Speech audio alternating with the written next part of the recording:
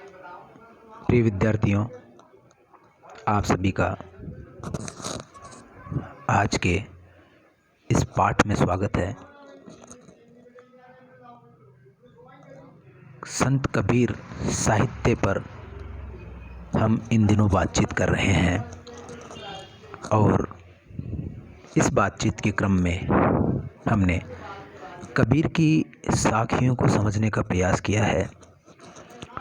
गुरुदेव का अंग हम पढ़ चुके हैं और अभी हम सुमरिन को अंग पढ़ रहे हैं। इस क्रम में हमें निर्गुण भक्ति साहित्य को समझने का मौका मिल रहा है और किस तरह से निर्गुण भक्ति में गुरु का महत्व होता है। सुमरिन, नाम सुमरिन जो सृजनहार है, परमपिता परमेश्वर है, उसके नाम के सुमरिन का क्या महत्व है वो हमें पता चल रहा है। साथ ही हमें कबीर साहित्य का भी ज्ञान हो रहा है। तो इसी प्रक्रिया को आगे बढ़ाते हुए आज हम लोग सुमरिन का अंग, इसी के एक दोहे की बात करेंगे, उस पर बातचीत करेंगे, उसको समझने का प्रयास करेंगे और ये जानेंगे कि कबीर ने किस तरह से जो राम है, राम उनका मैं बता चुका हूँ कि उनका राम निर्गुण राम है। वो ब्रह्म है, सर्वशक्तिमान है और सृष्टा है, करतार है, सृजनहार है, यानी सारी सृष्टि का करने वाला, उसका रचनाकार वो परमपिता परमेश्वर राम है। उनका राम अवतारी नहीं है, सगुण नहीं है, ये हमें ध्यान में रखना है। तो आज जिस दोहे की हम बात करेंगे वो दोहा बहुत प्रसिद्ध है और उसमें एक जो ऐक्य की भावना, आत्मा और परमात्मा किस तरह से एक हो जाते हैं सुमरन के समय, किस तरह से सुमरन करने वाला जब सुमरन करता है, संत सुमरन करता है या साधक सुमरन करता है, तो वह किस तरह से उसकी आत्मा का प्रसार हो जाता है और आत्म प्रसार के फलस्वरूप उसको हर जगह वह एक ईश्वर ही नज़र आने लगता है।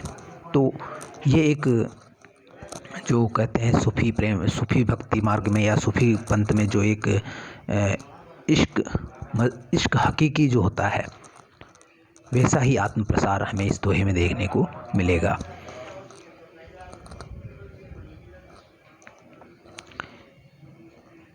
एक आपने लगभग ये दोहा जब आप पढ़ेंगे तो आपको लगेगा कि एक कबीर का दूसरा दोहा आपकी स्मृति में आएगा कि लाली मेरे लाल की जित देखूं तित लाल, लाली देखन में गई मैं भी हो गई लाल।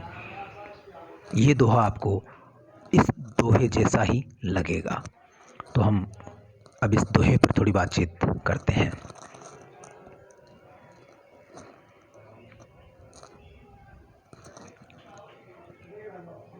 हम देखते हैं कि जो कबीर है उन्होंने जो अपने आध्यात्मिक अनुभव इन साखियों में कहे हैं, उन आध्यात्मिक अनुभवों को समझने के लिए एक ऐसा मानसिक स्तर चाहिए जो संतों के स्तर का हो और साथ ही उनसे सहानुभूति तभी स्थापित हो सकती है।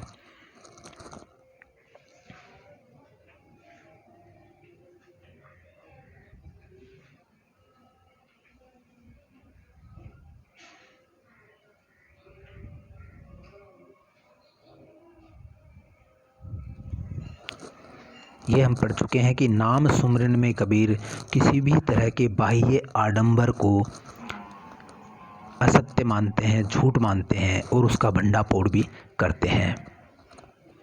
इस पर हम लोग बातचीत कर सकते हैं। कबीर ने साफ कहा है कि हाथ सुमरनी बगल कतरने वाली जो स्थिति है वह भक्ति के मार्ग में नहीं चल सकती। वह एक तरह का भ्रम है, धोखा है।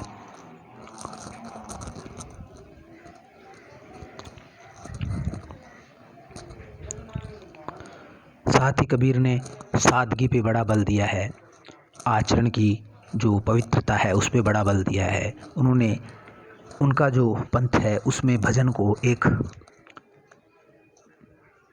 निजी कार्य माना गया है, सामूहिकता का उसमें समावेश नहीं किया गया है। एक निजी साधन है, निजी साधना है, आत्म साधना है जो हर एक साधक को खुद करनी पड़ती है। इस तरह कबीर यहाँ पर जब ये बात कहते हैं कि अपना साधन, अपना जो भजन है वो खुद कीजिए, तो वहाँ वो अपदीपो भव वाली स्थिति में पहुँच जाते हैं।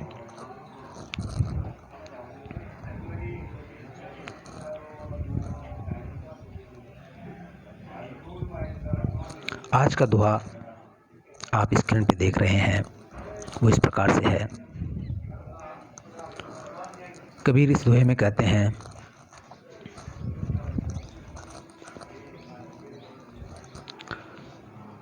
तू तू करता तू भया, मुझ में रही न हूँ। तू तू करता तू भया, मुझ में रही न हूँ। वारी फेरी बली गई, जित देखो तित तू। तू तू करता मतलब ईश्वर को पुकारता पुकारते मैं तुझ में ही समा गया।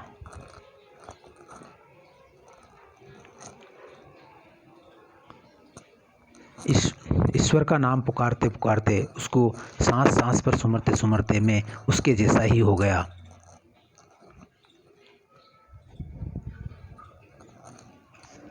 वारी फेरी बली गई, जित देखो तित तू, कि मैं है अपने इस ईश्वर पर निछावर होती हूँ, और जीवात्मा ईश्वर पर निछावर होती है, वारी फेरी होती है, जित देखो तितू। एक ऐसी स्थिति में साधक पहुँच गया है कि जिधर भी वो देखता है, जिधर भी नज़र उठा के देखता है, उधर वो ईश्वर ही उसे नज़र आता है। तू तू करता तू भया, मुझ में रही न हूँ। वारी फेरी बली गई, जित देखो तित तू। लगभग इसी भाव का कबीर का दूसरा दोहा है कि लाली मेरे लाल की, जित देखो तित लाल। लाल यानी प्रियतम, मेरे प्रियतम की जो महिमा है, उसका जो वैभव है, उसकी जो आलीशान शान है उसकी, वो हर तरफ दिखाई देती है। उधर मुझे जिधर देखती हूँ उधर मुझे मेरा प्रियतम ही नज़र आता है। लाल यानी प्रियतम। लाली मेरे लाल की, जित देखूं तित लाल। लाली देखन में गई, मैं भी हो गई लाल। उसकी भक्ति, उसका प्रेम, उसका माधुर्य वो देखने में गई तो मैं भी उसी में लाल ही बन गई, यानी उसमें तद्रूप हो गई, उसी में समा गई, उसी के तद्रूप हो गई। वही बात यहाँ कबीर कह रहे हैं कि मुझ में रही न हूँ, कि मुझ में हूँ न रही। एक जो आपा है, अहंकार है, वो गल गया, विगलित हो गया, और मैं साक्षात परमात्मा से साक्षात्कार हो गया और लय लग गई, लो लग गई। ये बात यहाँ कबीर कह रहे हैं। तू तू करता तू भया, मुझ में रही न हूँ। वारी फेरी बली गई, जित देखो तित तू। यहाँ पर हम थोड़ा शब्दार्थों पे गौर कर लेते हैं, शब्दों पे तो गौर कर लेते हैं। तो यहाँ पर कोई खास बात नहीं है, शब्द बड़े आसान है। कबीर आप जानते हैं कि सद्दू खड़ी भाषा थी। सहजता कबीर के भाषा का प्राण है, सहज रूप से समझ में आ जाती है। और कबीर का उद्देश्य भी लोक जागरण था, लोगों को जगाना था, तो उन्होंने लोक भाषा का ही आश्रय लिया। तो यहाँ पर कबीर कहते हैं, तो तू करता तू भया, यानी तू ही है, तू ही है, तू ही है। ऐसा करते करते हर जगह तू ही है, मैं नहीं हूँ, तू ही है, तू ही है, ऐसा उच्चारण करते करते एक स्थिति ऐसी आ गई कि आप जानते हैं कि तू ही है, तू ही है। ये अपने वेदांती जो लोग होते हैं, एक जाप करते हैं, ओम तत्सत, ओम तत्सत, यानी ओम ही वह सत्य है, ओम ही वह सत्य है। तो लगभग वैसा ही जाप की बात यहाँ कबीर कह रहे हैं कि तू तू करता तू भया। ये जो तत्सत है, ये जो सर्वशक्तिमान सृष्टा ईश्वर है, उसका वाचक शब्द है तत्, यानी वह। और तत् ही सत्य है, जो तत्व है वह तत्व है, परम तत्व है, वो ही सत्य है। वह करतार है, सृजनहार है, और जीव उसी ब्रह्म का एक अंश है। और जब ये भ्रम मिट जाता है, द्वैत मिट जाता है, तो दोनों एक हो जाते हैं। और फिर वह स्थिति आती है जिसको गालिब कहते हैं कि जब तुझ बिन नहीं कोई मौजूद, जब तुझ बिन नहीं कोई मौजूद, तो फिर ये हंगामा ए खुदा क्या है। जब तुझ भी नहीं कोई मौजूद तो फिर ये हंगामा खुदा क्या है। फिर उसको कोई हंगामा नज़र नहीं आता है और फिर साक्षात जो जीवात्मा है वो परमात्मा में ही समाहित हो जाती है। भया यानी यहाँ जो शब्द आया है, तू करता तू भया, भया यानी हो गया। भया शब्द भू से बना, भव से, संस्कृत का भव शब्द उससे भया बना है, उसका तद्भवीकरण हुआ है। मुझ में रही न हूँ। अब हूँ शब्द जो है वो उसका अर्थ आपको समझने की आवश्यकता है, ये थोड़ा महत्वपूर्ण शब्द है। हूँ यानी ईगो, हूँ यानी अहम, हूँ शब्द अहम से बना है, अहम, अहम से ही अहंकार बना है। तो यहाँ पर जो अहंकार होता है जीवात्मा का, उसकी बात हो रही है कि मुझ में रही न हूँ। जब वो उस परमात्मा के साथ लो लग जाती है, तादात्म्य में हो जाता है, जब दुई नहीं रहती है, जीवात्मा परमात्मा एक हो जाते हैं, मिलन हो जाता है, तो फिर उसमें हूँ नहीं रहती है। और ये मिलन कब होता है? सुमरन के द्वारा, जब उसका अनवरत सांसों की तरह सुमरन किया जाता है माला पर, तो उससे लो लग जाती है और हूँ नहीं रहती। हूँ यानी आपा, अहम शब्द से बना है हूँ। आपा अहंकार, अभिमान कह लीजिए आप इसको, गर्व कह लीजिए, घमंड कह लीजिए। ये जो एक घमंड है वो धीरे धीरे समाप्त हो जाता है और फिर हर तरफ ईश्वर ही नजर आता है। ये जो मैं और मेरा का भाव है वही अहंकार है कि ये वस्तु मेरी है, ये शरीर मेरा है, ये कपड़ा मेरा है। जब ये भाव मिट जाता है तो हर तरफ ये आत्मा का प्रसार हो जाता है। हूँ जो है वो एक क्षुद्र स्थिति है, वो छोटी स्थिति है, वो अपने को अलग समझने की स्थिति है, द्वैत भाव है। और जब ये हूँ मिट जाता है तो उसकी आत्मा का प्रसार होकर के सर्वात्मा, सब आत्माओं में वो एक ईश्वर ही नज़र आता है और कोई भी पराया नज़र नहीं आता है। आत्मा सो ही परमात्मा, ऐसा संत कहते हैं। हर तरफ परमात्मा नजर आने लगता है। तो ये जो आपा है वो समाप्त हो जाता है। तो यहाँ हूँ शब्द का अर्थ आपको समझ में आया होगा।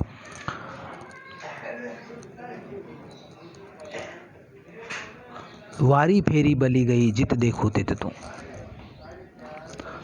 अब यहाँ एक हूँ शब्द के प्रसंग में एक बात और कहने योग्य है कि साध संतों ने उपदेशात्मकता संतों में पाई जाती है, शिक्षा देते हैं संत। संतों ने क्या शिक्षा दी है यहाँ पर इसमें कि मुझ में रही न हूँ, यानी मुझ में कोई अहंकार नहीं रहा। निरंकारी होना, बिना अहंकार का होना, वो अपने आप को निरंकारी कहते हैं। संत अपने आप को निरंकारी कहते हैं। निर्गुणी संत अपने आप को निरंकारी इसलिए कहता है कि वो कहता है कि मुझ में तो अहंकार है ही नहीं। इसलिए संतों के पास में एक शीतलता पाई जाती है। अहंकार होता है वहाँ अक्खड़पन होता है, हेकड़ी होती है, लेकिन संतों के पास आप देखते हैं कि वो बड़े शीतल स्वभाव के होते हैं, बड़े सहज होते हैं और वो विचलित नहीं होते हैं। कितनी भी विपरीत परिस्थितियाँ आ जाए वो शांत बने रहते हैं। तो यही संतों की विशेषता होती है कि मन उनका शीतल हो जाता है। जब अहंकार नहीं रहता तो मन शीतल हो जाता है। कबीर कहते हैं जग में बेरी कोई नहीं, जा में शीतल होए, या आपा को डारी दे दया करे सभी को। ये जो आपा है, अहंकार है, जो घमंड है, ये जो मद है शरीर का, सुंदरता का, पैसे का, धन का, किसी का भी शक्ति का, इसको अगर अपन डाल दें, उसको विगलित कर दें, तो फिर सब से प्रेम से रहा जा सकता है। जग में बेरी कोई नहीं, फिर किसी से बैर नहीं होगा। ये जो जितनी भी लड़ाइयाँ होती है ये अहंकार की लड़ाई होती है।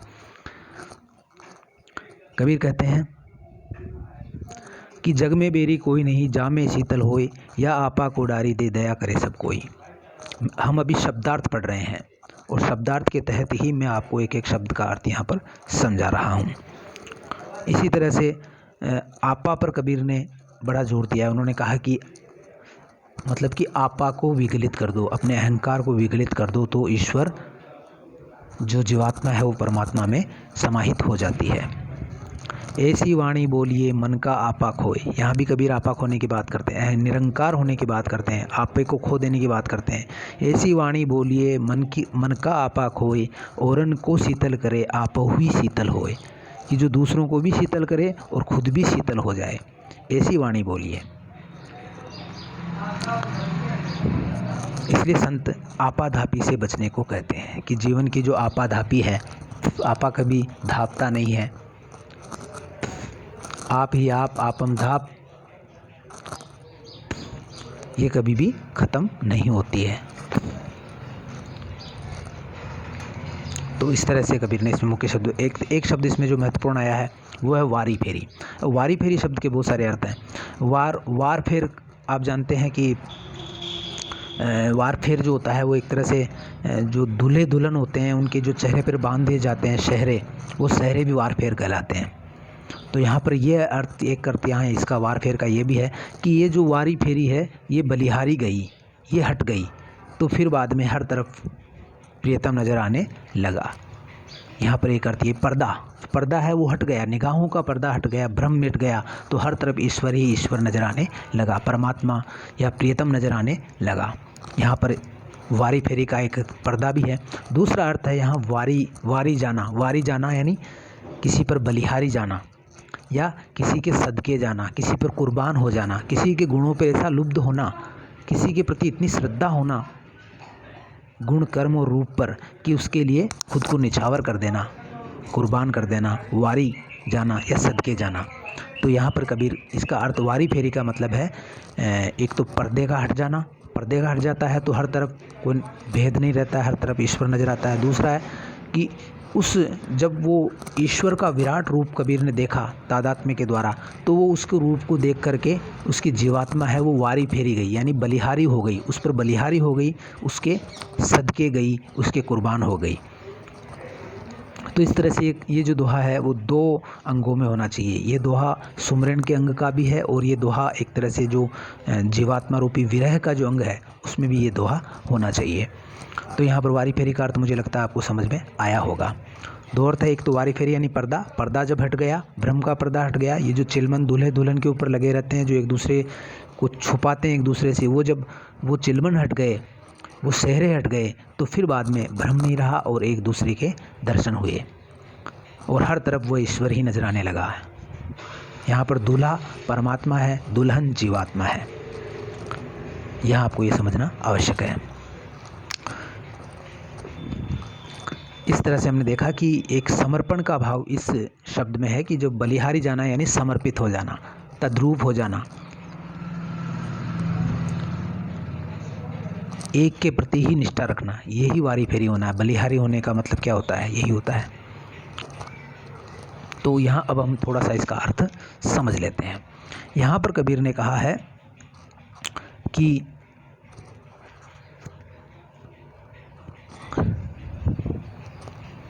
या फेरी का मतलब चक्कर भी है, भंवरी या चक्कर भी होती है।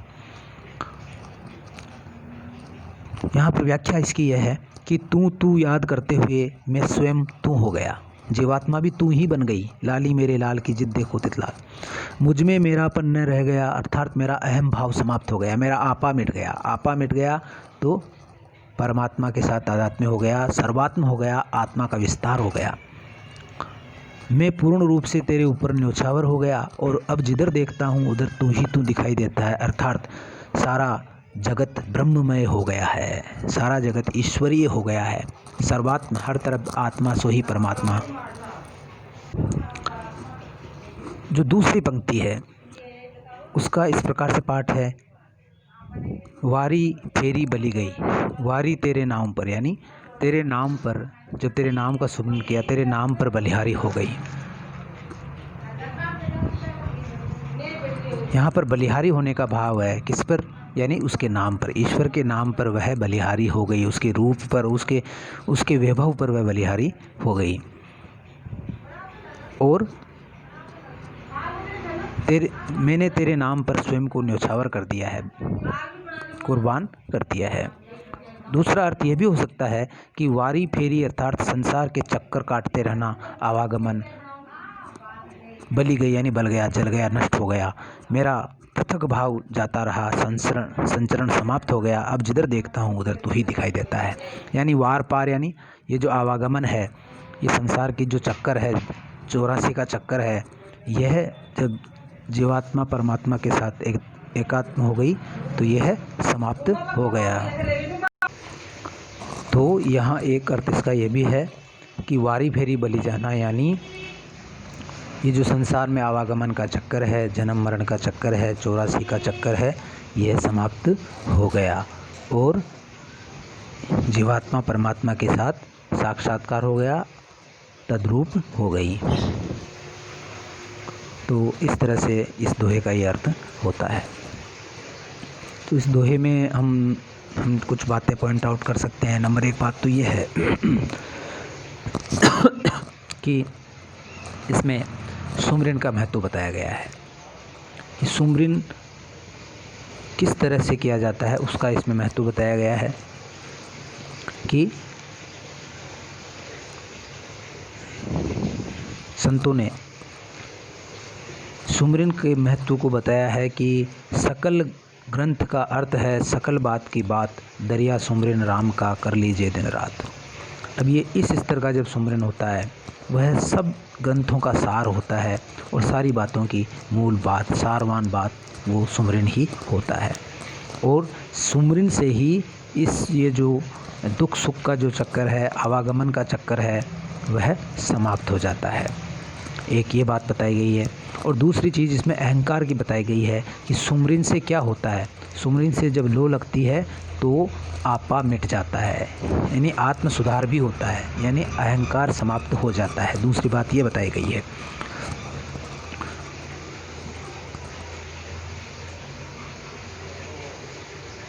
सुमरन को सब, पहली बात तो यह है कि सुमरन को सब शास्त्रों का सार बताया गया है, सारी साधना का मूल तत्व बताया गया है। दूसरा, सुमरन से आवागमन का जो चक्कर है, जो फेरे हैं, वो समाप्त हो जाते हैं। और तीसरा, इसमें यह बताया गया है कि सुमरन से परमात्मा से ऐसी लो लगती है कि फिर बाद में हूँ यानी अहंकार नहीं रहता है, हर तरफ ईश्वर ही दिखाई देता है।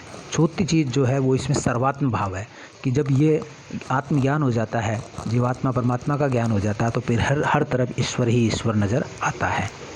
फिर यहाँ गालिब की वह बात लागू हो जाती है इस चौथे बिंदु में कि जब तुझ बिन नहीं कोई मौजूद, तो फिर ये हंगामाए खुदा क्या है।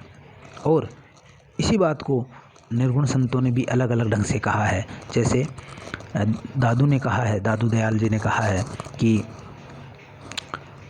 दादू कहते हैं कि तू ही मेरे रसना, मतलब सुमरन की स्थिति में एक ऐसी स्थिति में साधक पहुंच जाता है कि तू ही मेरे रसना, तू ही मेरे बेना, तू ही मेरे श्रवणा, तू ही मेरे नैना, तू ही मेरी मनसा तुम पर वारी, कि तुम पर में मेरी सारी इच्छाएं हैं वो तुम पर बलिहारी होती है। तो यहाँ पर भी यही बात कह रहे हैं कि वारी फेरी बली गई। यहाँ पर वारी फेरी बहुत ही अर्थगर्भित शब्द है। वारी फेरी का एक अर्थ तो है यहाँ पर पर्दा, दूसरा अर्थ है वारी फेरी का मतलब है कि बलिहारी जाना, ईश्वर पर, ईश्वर के नाम पर बलिहारी जाना। और तीसरा अर्थ है यहाँ पर आवागमन का चक्कर, फेरे यानी चक्कर। ये जो आवागमन का चक्कर है, जन्म मरण का चक्कर है, ये तीन अर्थ यहाँ पर है। तो यहाँ पर वारी फेरी के अर्थ अलग अलग करने से जो दोहा है उसके अलग अलग अर्थ हो जाते हैं। तो ये शरणागति की भावना यहाँ पर बताई गई है। शरणागति की जो भावना है कि जित देखो तित तुम, उसकी शरण को ग्रहण कर लिया गया है। तो इस तरह से हमने देखा है कि इसमें कबीरदास जी ने नाम सुमरन का महत्व बताया है। और हम इसमें यह भी देखते हैं कि अगर साहित्यिक रूप से देखें हम थोड़ी, तो हम देखते हैं कि कबीरदास जी पर सूफियों का जो प्रेम है, सूफियों की जो साधना है, प्रेम साधना है या माधुर्य भाव है, या जो सूफियों का श्रृंगार पद्धति है, उसका बहुत ज़्यादा प्रभाव कबीरदास जी पर पाया जाता है। सूफी फ़कीर होते हैं, वो भी ईश्वर के नाम की चिंता करते हैं, उसका जिक्र करते हैं। तो वो एक ऐसी अवस्था में पहुंच जाते हैं जहां पर अपने पराये का भेद मिट जाता है, तो उसे बोलते हैं हाल अवस्था। फिर ये जो होश की दीवार होती है, अपने पराये का जो भेद होता है, भेद बुद्धि है, बुद्धि समाप्त हो जाती है और अनुभव जाग जाता है। और उसी को कबीर कहते हैं अनुभव साचा, यानी वो जो सच्चा वही होता है अनुभव। उसमें फिर होश की जो दीवार है वो एक रहस्यवादी अवस्था होती है, जिसमें एक ऐसे स्तर पर साधना के ऐसे स्तर पर साधक तू करता हुआ ऐसे स्तर पर पहुंच जाता है कि वहाँ पर फिर अपने पराये का भेद नहीं रहता है, और वह हाल अवस्था होती है जिसका कबीर ने अनेक प्रतीकों के माध्यम से वर्णन अपने काव्य में किया है। तो ये एक तरह से सूफी, इस बात ये हो रही है कि जो सूफी प्रेम है, सूफी रहस्यात्मक साधना है, उसका भी कबीर पर असर था। किसी कवि ने कहा है नाम सुमरन के ऊपर, नाम सुमरन का महत्व बताते हुए किसी ने कवि ने कहा है कि सूफी कवि ने कहा है, वही आप उसका भाव यहाँ कबीर के इस दोहे में भी देखेंगे कि तेरा नाम लूँ ज़बां से, तेरे आगे सर झुकाऊँ। जीवात्मा परमात्मा से कह रही है कि तेरा नाम लूँ ज़बां से, तेरे आगे सर झुकाऊँ। मेरा इश्क कह रहा है मैं तुझे खुदा बनाऊँ। तेरा नाम मेरे लब पर, तेरा तज़किरा है घर घर। मुझे भूल जाए दुनिया अगर मैं तुझे भुला दूँ, अगर मैं तुझे भुला दूँ। मेरे दिल में बस रहे हैं तेरे बेपनाह जलवे, न हो जिसमें नूर तेरा वो चिराग ही बुझा दूँ। ये बात है। तो यहाँ पर जब ऐसा चिराग जल उठा है जिसमें कि अपने पराये का भेद नहीं रहा, हर तरफ ईश्वर ईश्वर नज़र आ रहा है, सर्वात्म भाव है, इस तरह से मुख्य मुख्य बिंदुओं को आप इसमें, इस दोहे में कबीर के भक्ति मार्ग के मुख्य मुख्य बिंदुओं को देख सकते हैं। और एक रहस्य भावना भी इस दोहे में पाई जाती है। रहस्यवाद का कबीर पर बड़ा प्रभाव था। आप जानते हैं कि हठ योग की जो बहुत सारी जो हठ साधना है, रहस्यवाद है, उसका अनेक प्रतीकों के माध्यम से कबीर हठ योग के अनुभवों को व्यक्त करते हैं। तो ये भी हम इसमें देखते हैं। तो मुझे उम्मीद है कि ये दोहा आपको समझ आया होगा और मेरा प्रयास सफल रहता है अगर आप इसको समझ लें। और अगर आपको ये समझ नहीं आया हो तो आप मुझे बताएं और हम इसमें कोशिश कर सकते हैं। आज के पाठ को यहीं समाप्त करते हैं। हिंद देश के निवासी सब जन एक है, रंग रूप वेशभूषा चाहे अनेक है।